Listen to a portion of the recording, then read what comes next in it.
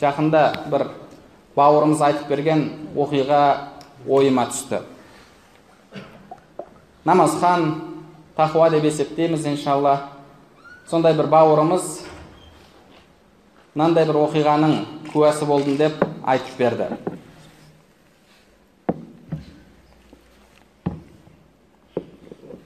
Бір жерде отырыста болдым деді. Отырысқа дінді оқыған бір бауырымыз келді. Яғни сол жерде имам ретінде, сол отырысқа молда ретінде дінді оқыған бір бауырымыз келді деді.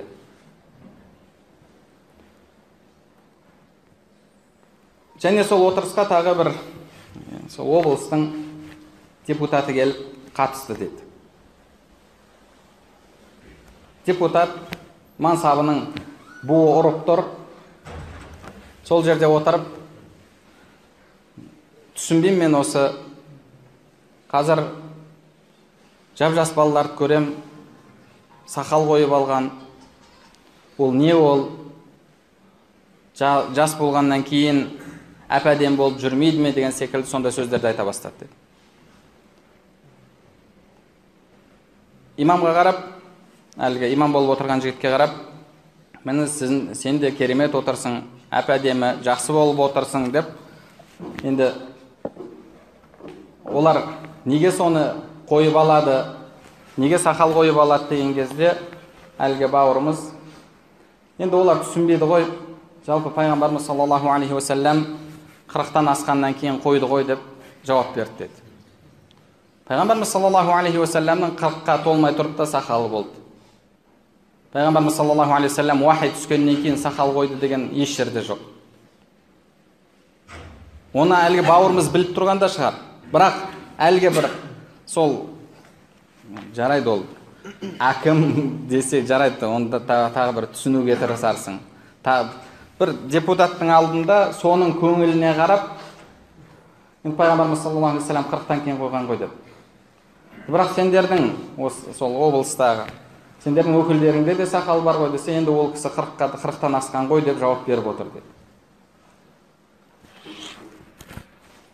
Яғни ол жерде оны бір мансабынан қуайын деп тұрған жоқ, оған бір нәрсе, бір шара қолданайын деп тұрған жоқ.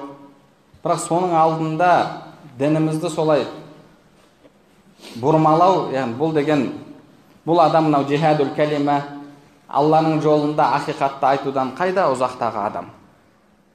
Жарайды, менің бір үзірім бар де, басқа де, бірақ сол адамның көңілінен шығу үшін дініңді бұрмалау, бұл енді барып тұрған қылмыс.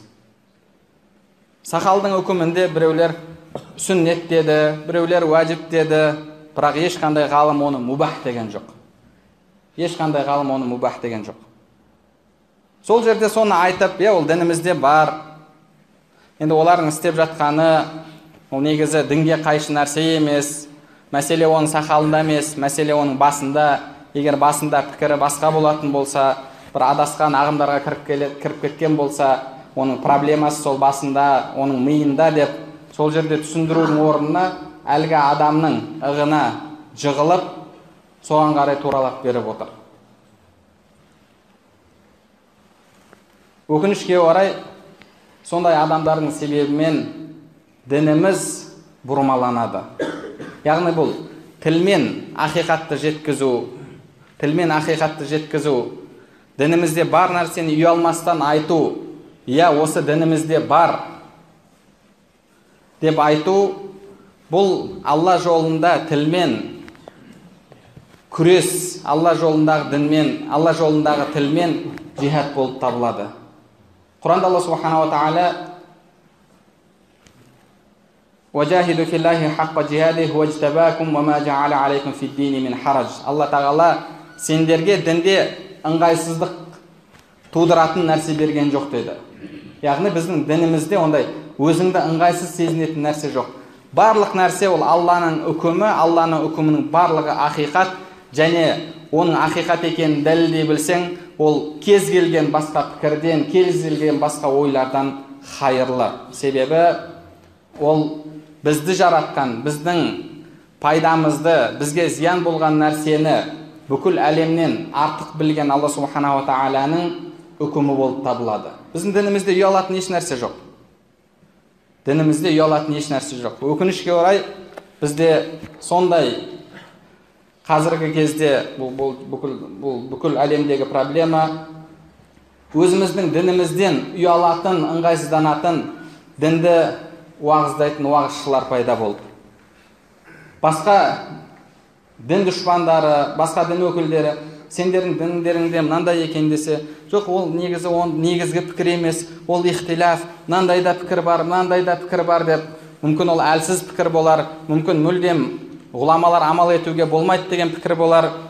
Сондай бір ғұламалардың бір пікірлерін алып келіп, өзінің дініндегі бар нәрсені бұрмалауға әрекет жасайды. Яғни дінін өкінішке орай бір базардағы тауарға айналдырып жіберген, саудаласады. Қаласаң мына пікірді ал, қаласаң мына пікірді ал дегенде. Дініңде бар ма, оны айт. Ұялмастан айт. Иә, осы менің дінім, қабылдасаң өзіңе жақсы, қабылдамасаң Алла тағала сенің иман келтіруіне мұқтаж емес. Алла тағала біздің ешқайсымыздың иман келтіруімізге мұқтаж емес. Пайғамбарымыз саллаллаху алейхи вассалам айтқандай, Алла субханала тағала айтады дейді хадис құдсиде: егер бүкіл адамзат, бүкіл жындар жиналып, лау кану аля қалби атқа ражули минкум, яғни барлығы болып сондай бір ең тақуа адамға келіп жиналатын болса, яғни барлығы иман келтіретін болса, немесе барлығы күпірлік келтіретін болса, мұның ешқайсысы бүкіл адамзаттың иман келтіруі де, бүкіл адамзаттың күпірлікке түсуі де Алла тағалаға ешқандай зиян келтірмейді деді. Алла тағалаға ешқандай зиян келтірмейді. Дінге иман келтірсең, ол өзің үшін қайырлы. Иман келтірмедің бе, онда ол өзіңе зиян, өзің бақытсыздыққа ұшырап жатқан адамсың. Альхамдулилля, дініміз Алланың діні, ақиқат діні. Ұнамаса бір адамға, ол өзінің проблемасы. Біз ол үшін дінді бұрмалауға, дінді басқаша жеткізуге мұқтаж емеспіз. Олай істеген адам Пайғамбарымыз саллаллаху алейхи уассаламның қалдырып кеткен мұрасына қиянат жасаған адам болып табылады.